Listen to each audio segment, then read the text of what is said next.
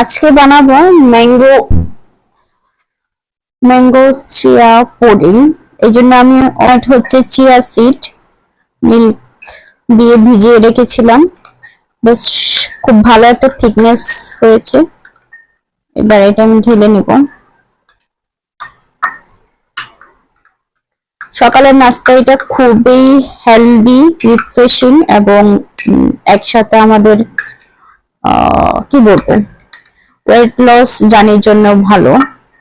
Acid তো খুবই, মানে এটাকে সুপার ফুড বলা হয়। মিল্ক আছে, ম্যাঙ্গো আছে। সামার এই তো ম্যাঙ্গোটা আমরা পাই, তাছাড়া তো আর সারা বছর ওরকম ভাবে আম পাওয়া যায় না।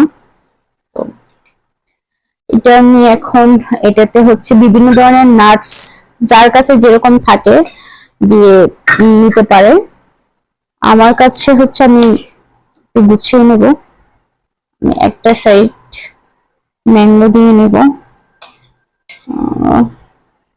আমার আমটা বেশি নরম হয়ে গিয়েছিল, সেই জন্য না ওই পিস পিস করে রাখতে পারি নাই।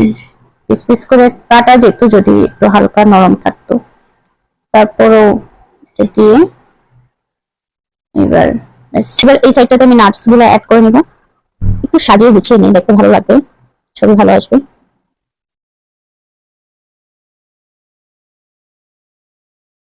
সাজিয়ে গুছিয়ে খেতেও ভালো লাগে, নিজের জন্য মাঝে মাঝে একটু সাজিয়ে গুছিয়ে খাওয়া উচিত আমাদের। আমি এই ব্যাপারে খুবই সতর্ক। আমি একা থাকলেও, রান্না বাড়া একা করলেও আমার মনে হয় যে আমি একটু গুছিয়ে আরাম করে নিজের মতো করে সুন্দর করে গুছিয়ে খাবো, দেখতে ভালো লাগবে, খেতেও ভালো লাগবে। এবার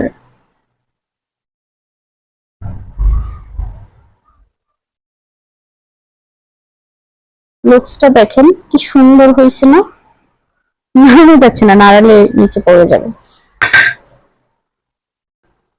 দেখেন এবার কি সুন্দর হয়েছে না খাবারটা? দেখতে কিরকম ইয়ামি লাগতেছে। ও মাই গড, খেতেও দুর্দান্ত হয়েছে। আমি খেয়ে আপনাদেরকে রিভিউ জানাচ্ছি। Now let's try. এটা কেমন হয়েছে আমি আপনাদেরকে খেয়ে অনেস্ট রিভিউ দিব। কি সুন্দর দেখেন, এটা খেতে আমার ইচ্ছা করতেছে।